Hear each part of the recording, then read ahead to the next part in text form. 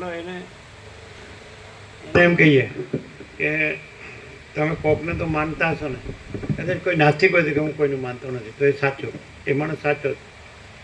પણ આ માણસ ખોટો છે કે હું કોક ભગવાનને માનું છું, દેવને કે દેવીને કે કોઈ પણ પરમાત્મા કે કાંઈ પણ, બરાબર, તો એ ખોટું બોલે છે. કેવી રીતે? કારણ કે એ જે પરમાત્મા કહે છે એમાં પોતામાં જે વાસના છે એ એનામાં છે. તો એ વાસના રાખીને એ બોલે કે હું પરમાત્માનું માનું છું, તો જૂઠું બોલે છે. એ પરમાત્માને માનતો જ નથી. પરમાત્માને માનતો હોય તો માનવા પણ ન હોય, પછી વાસના ન હોય તો પોતે જ પરમાત્મા. વાસના ન હોય તો પોતે જ પરમાત્મા.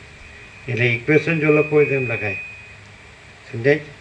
પરમાત્મા પ્લસ વાસના ઇક્વલ ટુ જીવ, અને જીવ માઇનસ વાસના ઇક્વલ ટુ પરમાત્મા. કેમ છે? આપણે મીઠું મીઠું બોલતા નથી આવડતું. હા,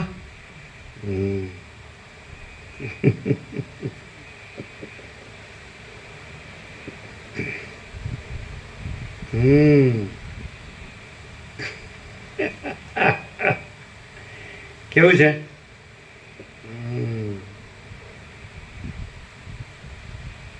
એટલે કોઈ માણસ હોય અને ખરેખર એને વાસના ન હોય તો એ પરમાત્મા જ છે, એ માણસ નથી. એ તો જેના વાસના છે એ એને માણસ જોવે છે, એના વાસના ન હોય તો એને પરમાત્મા દેખાય.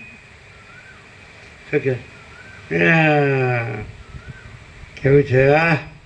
એમ કે ત્યારે એમ છે, ચાલાકી ન ચાલે.